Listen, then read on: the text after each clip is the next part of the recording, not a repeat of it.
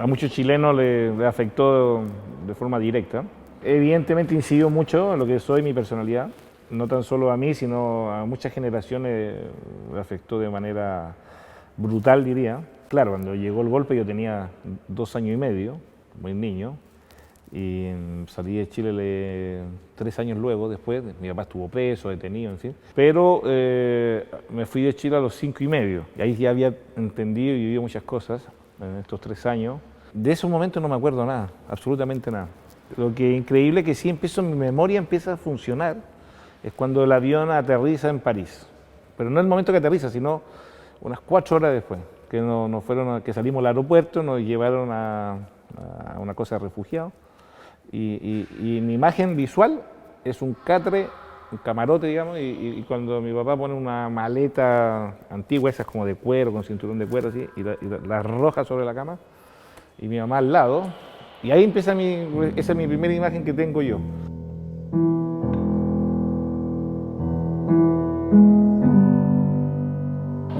Fue un instante como de esperanzador, diría yo tal vez, o de tranquilidad, porque, claro, viví un momento muy traumático anterior, entonces, no sé, en la casa hacían redadas, los militares, cosas de ese tipo, y no sé, tiro de ráfaga al lado de la ventana, yo durmiendo, entonces, claro, lo que hace es bloquear. Ahora, el llegar a Francia tampoco fue una cosa de tranquilidad, al contrario, igual hay algo que pesó mucho, que yo me percibí y después me di cuenta. Importante era el vínculo luego con un nuevo país y dejar de un día para otro, te sacan de ahí, te llevan, y cómo tratar el idioma, la cultura, y genera un montón de situaciones angustiantes para ellos, para los padres básicamente. Yo pasé a ser traductor porque aprendí rápido, más encima llegué y me mandaron a la escuela enseguida. Oye, tradúceme acá, y ahí empecé a entender que existía el mundo de la política, porque obviamente traducía de pronto ya unos franceses que venían a la casa, oye, queremos solidaridad no sé, del pueblo francés, y queremos entregar nuestra solidaridad al pueblo chileno, que está sufriendo. Muchas veces me llamaban, entonces me sentaban a veces en algunas reuniones políticas, me sentaban ahí, o jugaba cerca, que me decían, acá, ¿qué dice el señor? No, dice que, por ejemplo, que cómo va la lucha, no sé, en América Latina, en Uruguay, y cómo se unen estos grupos políticos, digamos. Y ya no tan niño, y después seguía jugando.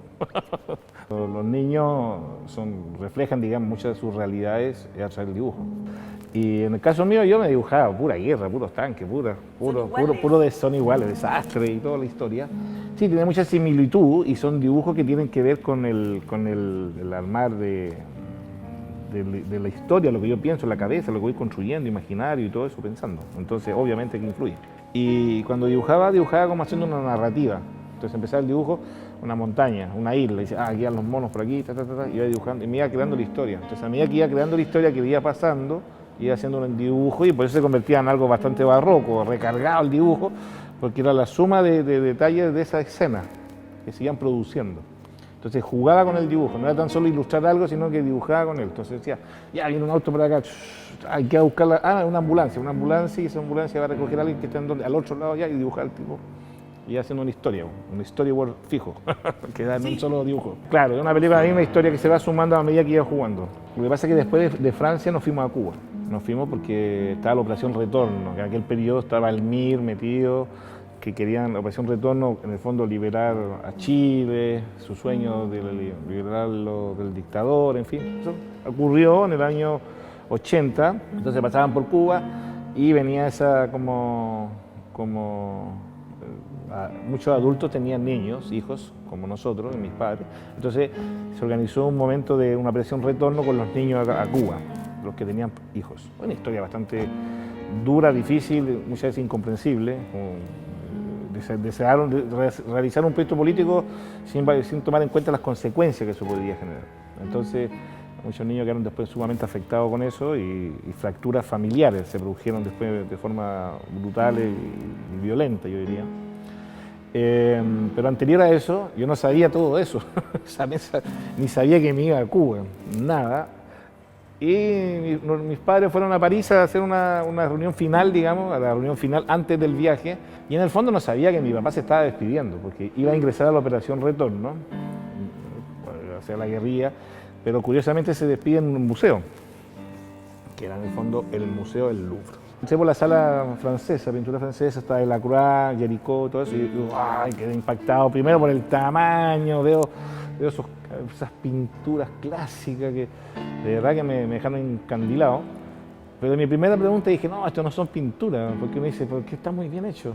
Y me ponía a mirar la pintura, y le dije, no, aquí hay un truco, no puede ser. Entonces la ingenuidad del niño dice, no, yo pinto y no me sale así. Entonces era como, oh, hay un truco. Y fue la primera vez que utilizo el concepto de truco, de magia, que asocio el arte con la magia. Eso me marcó para siempre y siempre quedé con esa cosa de la pintura clásica.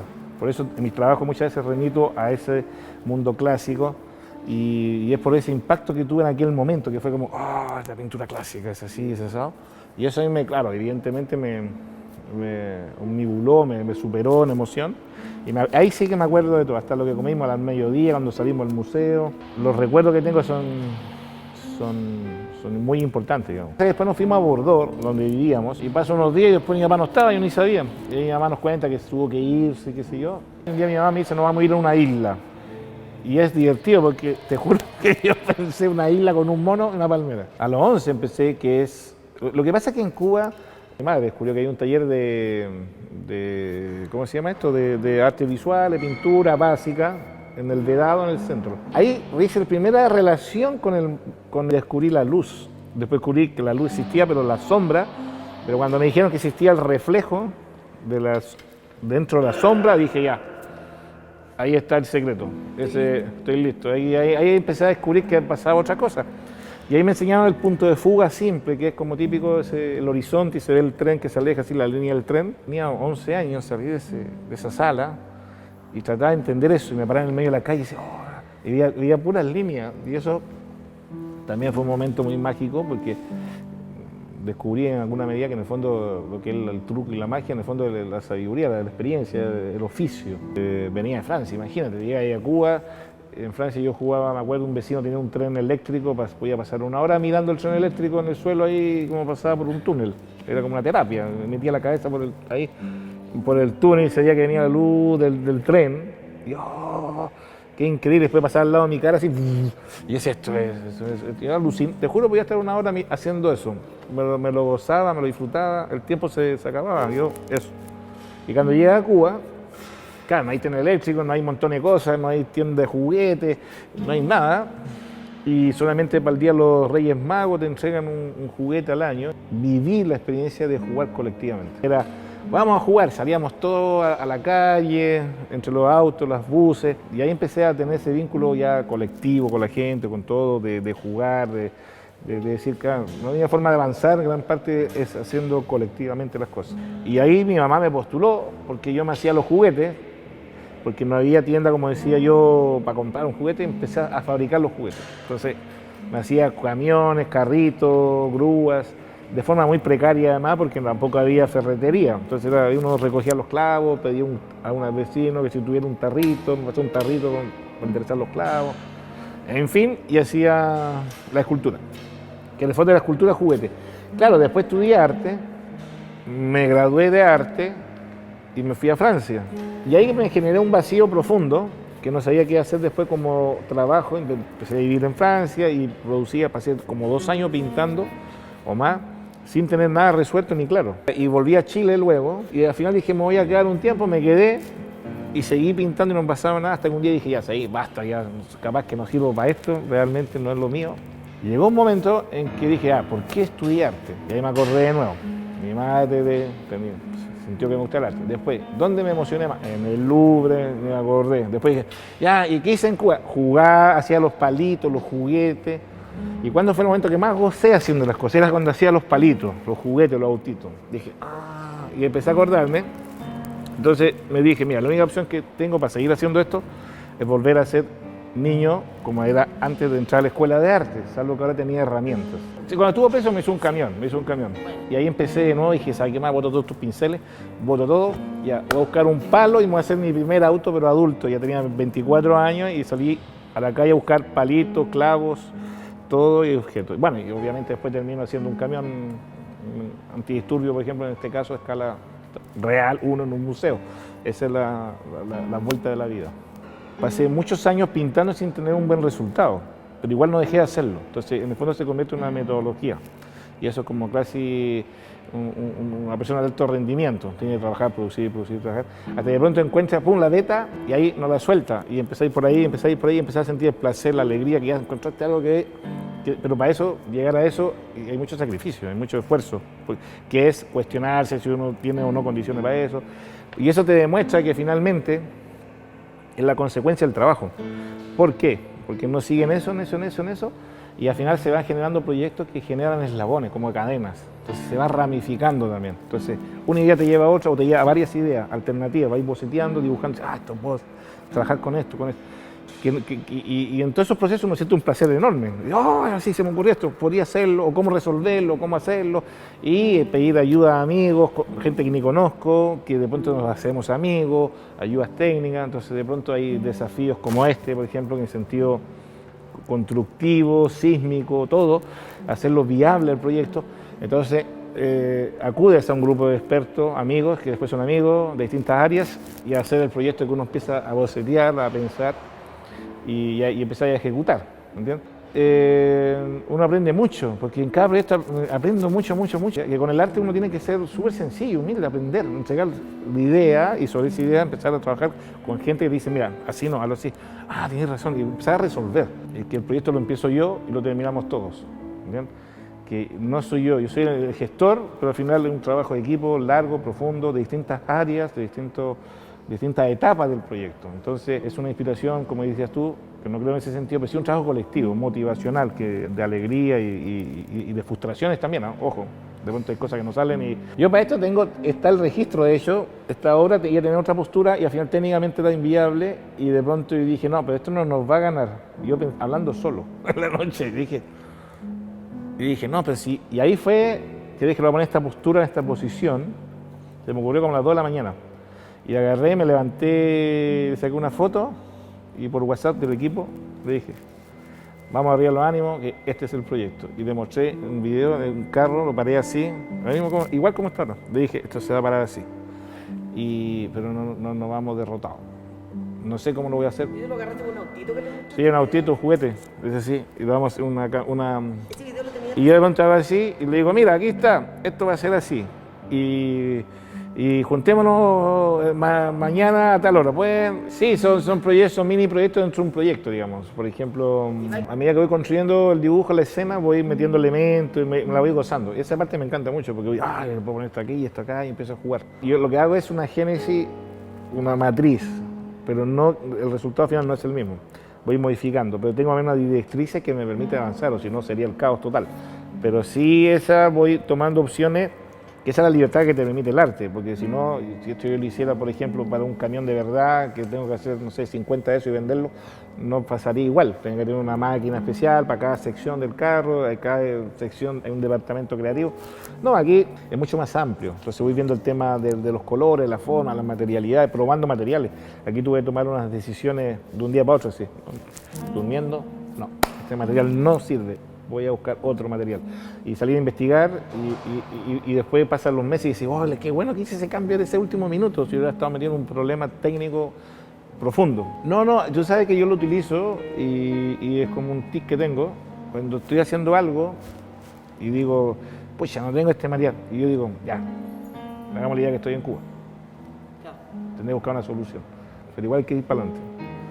Cuando vamos para adelante, hay que solucionar esto. Y eso, obviamente, esa carencia te genera una motivación extra, es como un doble motor. A pesar de eso, yo lo voy a hacer. Y eso es muy importante, y eso creo que la sociedad contemporánea está muy carente de eso. Tipo, si no tiene un teléfono, no caminaría para ver si pasa algo al otro lado del río.